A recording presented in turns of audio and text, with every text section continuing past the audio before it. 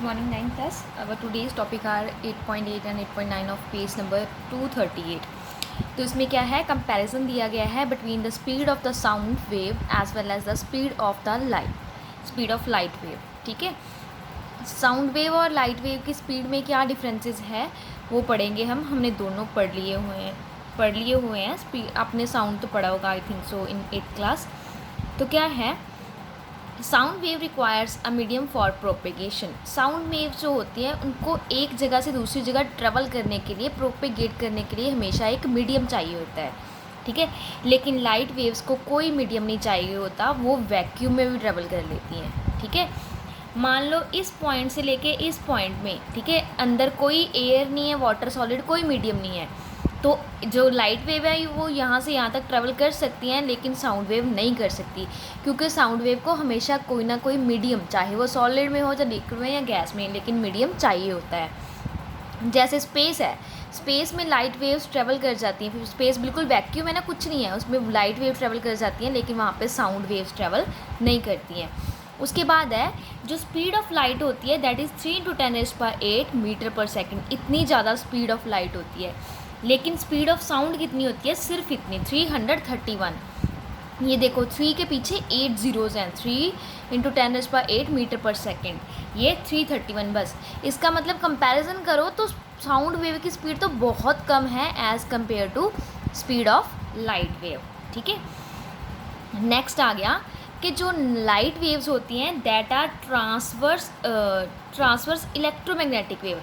देखो जो light waves होती है ना, उसमें उसका वेव्स में इलेक्ट्रिक फील्ड होता है और मैग्नेटिक फील्ड होता है. ठीक है, लेकिन जो साउंड वेव्स होती हैं, ठीक है, वो क्या होती है, लॉन्गिट्यूडनल इन नेचर होती है, लॉन्गिट्यूडनल मैकेनिकल वेव होती हैं. ठीक है, लाइट वेव का देखो, एक तो इनको मीडियम नहीं चाहिए, दूसरा क्या है कि इसका इलेक्ट्रिक एंड मैग्नेटिक फील्ड होता है, इसलिए इनको ट्रांसवर्स इलेक्ट्रोमैग्नेटिक वेव कहते हैं. ठीक है, लेकिन साउंड वेव्स को क्या कहते हैं, लॉन्गिट्यूडनल मैकेनिकल वेव. इसमें कोई भी हम इसको मैकेनिकल वेव्स का नाम देते हैं, क्योंकि इसमें पार्टिकल्स जो हैं वो मूव करते हैं. ठीक है, जब भी उसका प्रोपेगेशन ऑफ लाइट होती है तो तभी इसको मैकेनिकल वेव बोलते हैं. ठीक है, और ये इलेक्ट्रोमैग्नेटिक है.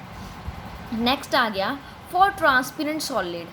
कोई भी ट्रांसपेरेंट सॉलिड होगा उसमें स्पीड ऑफ लाइट तो कम हो जाएगी, स्पीड ऑफ लाइट डिक्रीज़ हो जाएगी, लेकिन सॉलिड्स में स्पीड ऑफ साउंड जो होती है वो सबसे ज़्यादा होती है. लाइट के केस में क्या होता है, लाइट एयर में सबसे ज़्यादा ट्रैवल करती है. ठीक है, फिर लिक्विड में कम करती है और गैसेस में, एयर में कम करती है. एयर स्पीड ऑफ साउंड जो है वो मैक्सिमम है इन एयर और वैक्यूम, लिक्विड में कम हो जाती है और फिर सॉलिड में उससे कम हो जाती है.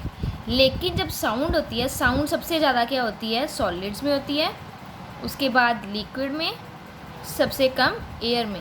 जैसे इसका पैटर्न है, एयर सबसे ज़्यादा, इसमें सॉलिड सबसे ज़्यादा, पैटर्न बिल्कुल रिवर्स है इनका. ठीक है, लाइट वेव्स सबसे ज़्यादा ट्रैवल एयर में करती हैं, सबसे कम ट्रैवल सॉलिड, मतलब स्पीड उनकी सबसे कम सॉलिड में होती है. लेकिन इसके बिल्कुल ऑपोजिट साउंड वेव सबसे फास्ट सॉलिड में ट्रैवल करती हैं और सबसे धीरे एयर में. नेक्स्ट है 8.9 टॉपिक है, कुछ हम कॉन्सिक्वेंसेस देखेंगे हम. देखो स्पीड ऑफ एयर और sound and speed of light तो हमने पढ़ लिया ऊपर, लेकिन इसको हम रियल लाइफ में कैसे एक्सपीरियंस करते हैं इसको. तो देखो फर्स्ट है कि जब भी कोई फायर क्रैकर, पटाखा वगैरह जो है वो ब्लास्ट करता है, ठीक है, बर्न करता है, बर्स्ट करता है, तो क्या होता है कि आपको जो लाइट उससे निकलती है ना पटाखे से, वो पटाखे से जो लाइट निकलती है वो आपको पहले सुनती है, और जो पटाखा आवाज़ करता है ना फटने की, वो बाद में सुनता है. ठीक है, ये डिफरेंस आता है. आप कभी अच्छे से ऑब्जर्व करके देखना दूर खड़े होके, तो आपको लाइट पहले दिखाई देगी और जो ब्लास्ट है, बर्स्ट है पटाखे का, वो बाद में सुनाई देगा. इसका क्या कारण है, लाइट पहले क्यों सुनती है, क्योंकि लाइट की स्पीड ज़्यादा है और वो हम तक पहले पहुंच जाती है. साउंड की स्पीड कम है और साउंड हमारे पास बाद में पहुंचती है. ठीक है, इसलिए हमें लाइट पहले दिख जाती है, फ्लैश ऑफ लाइट पहले दिखती है, लेकिन जो आवाज़ है बर्स्ट होने की वो बाद में आती है. सिमिलरली जैसे आसमान में बिजली चमकती है ना, ये तो आप एक्सपीरियंस करके देख ही सकते हो. आसमान में जब बिजली कड़कती है ना, तो क्या होता है कि आपको बिजली कड़कने की लाइट पहले दिख जाती है, लेकिन बिजली कड़कने की साउंड बाद में सुनाई देती है. ठीक है। लाइट जो थंडरिंग होती है वो लाइट पहले दिख जाती है because speed of light is much more than the speed of sound. और जो थंडरिंग की आवाज़ है वो बाद में सुनाई देती है क्योंकि लाइट आप तक पहले पहुंच जाती है ज़्यादा स्पीड होने के कारण, और साउंड आपके पास बाद में पहुंचती है।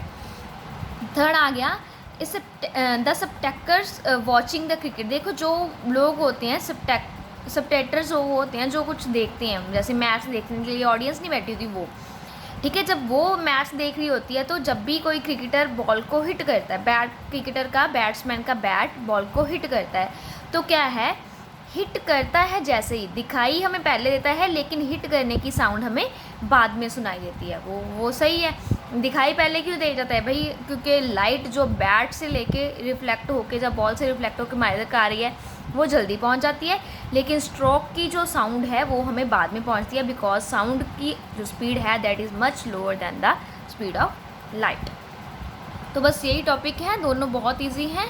ये तो एज इट इज़ क्वेश्चन आता है मोस्टली के कंपैरिजन, ठीक है। और इसमें से कभी रीज़न आ सकता है कौन के पहले मान लो थंडरिंग हो रही है तो साउंड क्या है कि साउंड हमें बाद में सुनाई देती है, फ्लैश पहले, ये क्यों। इसमें आपका कंसेप्चुअल क्वेश्चन बन सकता है कोई भी, और ये तो एज इट इज़ कंपैरिजन आता होता है, ठीक है। So you have to read this as well as learn करने हैं दोनों ही टॉपिक्स।